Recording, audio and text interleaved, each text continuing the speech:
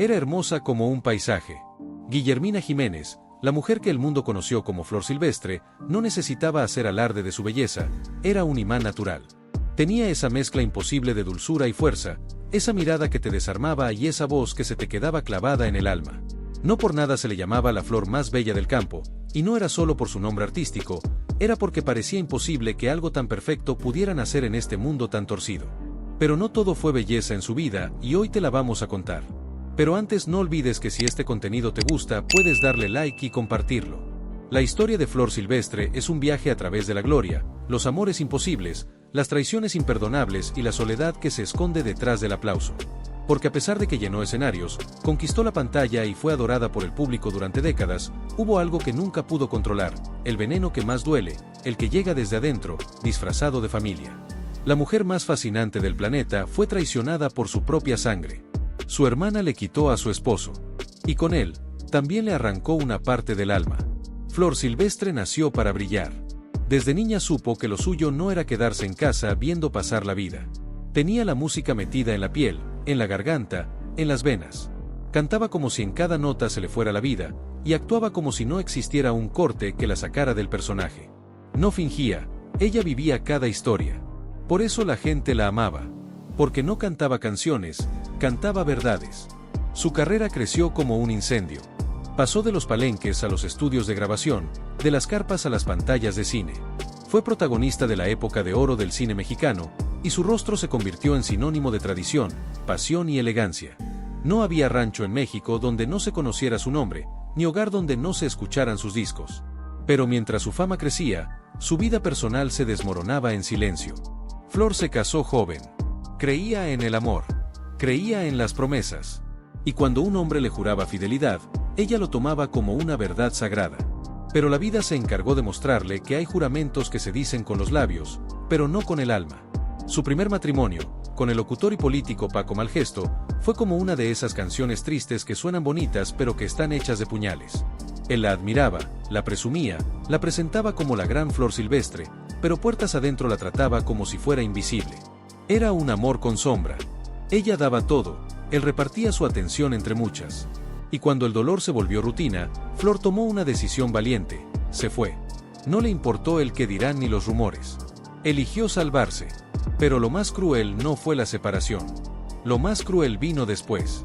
Fue entonces cuando su hermana, aquella a la que más había cuidado, aquella a la que le abría su casa, su mesa y su corazón, terminó enredándose con Paco. La sangre traicionó. El vínculo se rompió. Y Flor quedó atrapada entre la rabia y el asombro. ¿Cómo se le explica al mundo que no solo te fue infiel tu esposo, sino que la traición vino de quien compartía tu infancia, tus secretos, tu apellido? Esa herida nunca sanó del todo. Aunque Flor nunca hizo un escándalo. No se fue a los programas de televisión a llorar ni vendió su tragedia a las revistas. Siguió cantando. Siguió sonriendo. Porque sabía que su arte era más grande que su dolor. Pero quienes la conocían de cerca sabían que algo dentro de ella se había roto para siempre. Ya no confiaba igual. Ya no miraba igual. Y sin embargo, contra todo pronóstico, el amor volvió a tocar su puerta. Conoció a Antonio Aguilar en el mundo del espectáculo, pero fue en la intimidad del escenario donde realmente se enamoraron. Él la miraba como nadie la había mirado antes. No con lujuria, no con soberbia, sino con complicidad. Juntos construyeron un imperio, una dinastía artística que cambiaría para siempre la música regional mexicana. Se volvieron una pareja poderosa, admirada, invencible. La gente los veía como una postal de otro tiempo. Pero lo que no sabían es que, dentro de ese cuento de hadas, también había días grises. Flor era más famosa que Antonio cuando comenzaron. Pero con los años, el foco se fue inclinando hacia él. No por talento, porque ella tenía de sobra, sino por la manera en que el sistema privilegia al hombre. Flor se volvió la esposa de Antonio Aguilar, cuando en realidad, él también era el esposo de Flor Silvestre. Pero ella nunca se quejó. Nunca reclamó. Su grandeza era silenciosa. Criaron juntos a una familia, criaron a Antonio hijo y a Pepe. Les enseñaron el respeto por la música, por la tierra, por las raíces. Hicieron giras por todo el país, construyeron su propio rancho, levantaron un legado. Pero detrás de las luces, Flor seguía arrastrando el fantasma de aquella traición. De vez en cuando, al ver a sus hijos abrazarse, a sus nietos reír, su mente regresaba a ese momento en que su mundo se deshizo por culpa del egoísmo. Nunca volvió a hablar públicamente de su hermana. La borró de sus entrevistas, de sus memorias, de su presente. Y eso también fue una forma de castigo. Porque a veces, lo peor no es el odio, es el olvido. Los años pasaron y Flor se convirtió en leyenda. Su rostro adornó portadas, sus canciones fueron regrabadas por generaciones nuevas, su voz se convirtió en himno. Cielo rojo, imposible olvidarte, gracias. Cada canción era un pedazo de su vida, un testimonio de lo que vivió. Porque Flor no cantaba por cantar. Cantaba para sanar, para resistir. Y sin embargo, algo de ella se quedó detenido en el pasado. En esa etapa en la que lo dio todo por amor y le respondieron con traición. En esa época en la que todavía creía que la sangre no se equivoca. Pero la sangre también engaña. La sangre también miente. Años después, cuando la vida le dio la revancha y pudo envejecer rodeada de hijos, nietos y aplausos, Flor mantenía una nostalgia silenciosa. No lo decía, pero lo sentía. La traición de su hermana no era solo una anécdota. Era una cicatriz. Una que no se mostraba, pero que siempre ardía cuando el pasado tocaba la puerta. Y es que no importa cuán fuerte seas, cuánto éxito tengas, cuánta gente te admire, cuando la traición viene de adentro, de casa, de la sangre, no hay canción que lo cure del todo. Flor Silvestre vivió con elegancia hasta el final. Nunca hizo de su tragedia un espectáculo, nunca buscó venganza. Eligió el camino del arte, de la disciplina, del amor por su gente. Pero dentro de esa serenidad, siempre latía una historia que nadie se atrevía a contar. Hasta ahora. Porque detrás de cada gran mujer, hay una historia de dolor escondida. Y la de Flor Silvestre es tan intensa, tan profunda y tan real, que merece ser contada completa. Pero eso es algo que te revelaremos más adelante. A Flor Silvestre no la rompieron los años, ni el olvido, ni siquiera la traición. La rompió la ternura que siempre quiso ocultar. Detrás de esa voz fuerte y ese porte de reina del regional mexicano, habitaba una mujer que solo quería amar y ser amada sin condiciones. Pero la vida, a veces cruel, otras veces sarcástica, se encargó de convertirla en testigo de su propio sacrificio. Después de tantas tormentas, uno imaginaría que Flor por fin alcanzó una paz duradera en su matrimonio con Antonio Aguilar. Y sí, hubo amor, hubo respeto, pero también existió una lucha silenciosa, la de renunciar a sí misma para que el otro brillara más. Ella, la mujer que cantó en las carpas, que conquistó la pantalla antes que él, aceptó quedarse un paso atrás. No por debilidad, sino por amor. Porque su concepto de pareja era entrega total. Porque creía que el hogar valía más que los reflectores. Flor supo desde el principio que amar a un hombre como Antonio Aguilar significaba compartirlo con el mundo. Y no siempre con gusto. Su carácter dominante, su necesidad de tener el control, y el peso de ser la figura masculina del momento, pusieron a Flor en una posición incómoda, la de la estrella que aprendió a apagarse lentamente sin hacer ruido. Mientras él tomaba decisiones, ella organizaba giras, educaba hijos, componía rutinas de espectáculos, y aún así, encontraba espacio para llorar en silencio cada vez que recordaba su primera traición. Y es que la traición no solo deja cicatrices, deja inseguridades.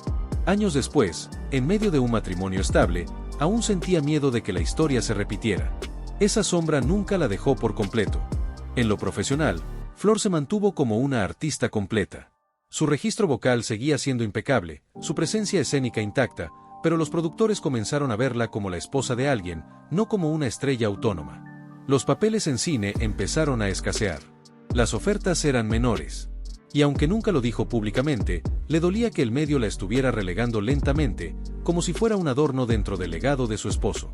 Fue entonces cuando decidió hacer algo que pocos se atreven, retirarse con dignidad. No esperó a que la olvidaran. Se alejó poco a poco. Elegante, discreta, sin escándalos. Solo aparecía en eventos importantes o cuando sus hijos la necesitaban. El público la extrañaba, pero ella prefería mantener su leyenda intacta. El rancho El Soyate, en Zacatecas, se volvió su refugio, su santuario. Ahí se convirtió en matriarca, en consejera, en raíz. Los nietos la rodeaban como si fuera una reina sabia. Ella, vestida siempre con esa sobriedad que imponía respeto, contaba historias del cine de oro, hablaba de sus inicios, de sus amores fallidos, de las giras eternas por todo México. Pero había una historia que nunca contaba. Una historia que se tragó entera, la del hombre que amó y la hermana que la traicionó. En las reuniones familiares, cuando algún nieto preguntaba por esa parte de su pasado, Flor simplemente sonreía y cambiaba de tema. No por cobardía, sino porque sabía que algunas heridas solo deben contarse en canciones, no en palabras. Fue durante esos años de retiro cuando Flor entendió su legado más allá de la fama. Era madre de una dinastía. No solo por Pepe Aguilar, su hijo más famoso, sino por todos los que crecieron bajo su techo aprendiendo a amar la música y respetar la tradición. En cada acorde de sus hijos, en cada palenque donde sonaba su apellido, Flor seguía viva. Y sin embargo, incluso en esa plenitud, el destino se empeñó en volverla a poner de rodillas. La muerte de Antonio Aguilar, su compañero de vida, la dejó desarmada. Fue un golpe frío, seco, definitivo. Se fue el hombre que la acompañó por décadas, que la defendió en silencio, que compartió con ella lo mejor y lo peor del espectáculo. Se fue el padre de sus hijos, el compañero de giras, el cómplice. Y aunque su relación tuvo grietas, como todas, Flor lo amó hasta el final. Tras la partida de Antonio, Flor cambió. Su mirada se volvió más nostálgica. Sus pasos, más lentos. Ya no tenía razones para salir. Su presencia en los medios se volvió casi fantasmal. Las entrevistas se volvieron contadas, los homenajes, dolorosos. Porque a Flor no le gustaba que la celebraran si eso incluía recordar ausencias. Los días pasaban con lentitud en el Soyate. Flor se dedicó a cuidar sus recuerdos, sus animales, sus tierras. Pero lo que más cuidaba eran sus silencios. No hablaba de su tristeza. No lloraba frente a nadie. Porque para ella, llorar era un lujo que solo podían darse los débiles. Y Flor no era débil. Era mujer de rancho. Mujer de armas tomar. Mujer que aprendió a levantarse sola, aun cuando todo parecía perdido. Fue en esa etapa cuando sus hijos comenzaron a notar algo extraño. Flor ya no reaccionaba igual. A veces olvidaba cosas. A veces hablaba como si estuviera en otro tiempo. Las visitas al médico se volvieron frecuentes. El diagnóstico fue devastador. Flor comenzaba a mostrar signos de deterioro cognitivo. Poco a poco, su mente se fue desconectando del presente. Pasaron meses, luego años. La mujer que había llenado escenarios ya no reconocía a algunos de sus nietos. A veces preguntaba por Antonio, creyendo que aún estaba vivo. Otras veces, hablaba con su hermana como si no hubiese pasado nada.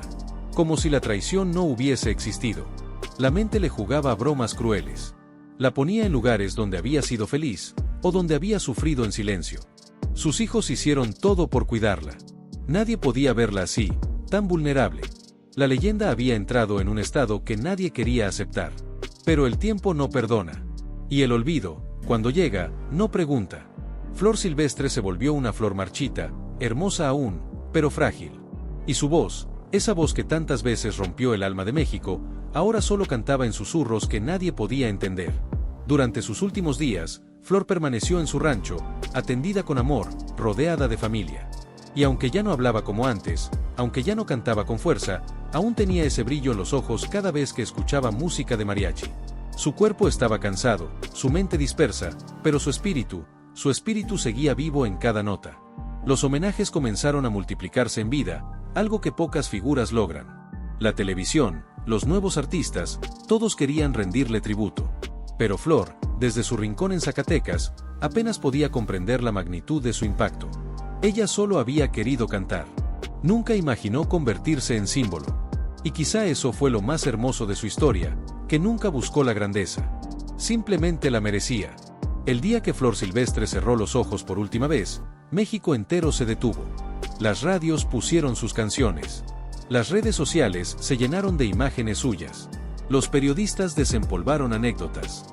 Pero ninguno supo, ni sabrá nunca, el verdadero dolor que ella guardó en silencio toda su vida. Porque el público conoció a la estrella, a la actriz, a la cantante, a la madre de Pepe Aguilar. Pero muy pocos conocieron a Guillermina. A la mujer que lloró cuando su hermana le quitó al hombre que amaba. A la mujer que se tragó el orgullo por mantener un hogar. A la mujer que aceptó apagarse poco a poco para que otros brillaran. La historia de Flor Silvestre no se mide por premios ni discos vendidos. Se mide por la fuerza con la que supo sobrevivir a su propio corazón roto. Hemos llegado al final de este video. Si les gustó no olviden que pueden darle like y compartirlo.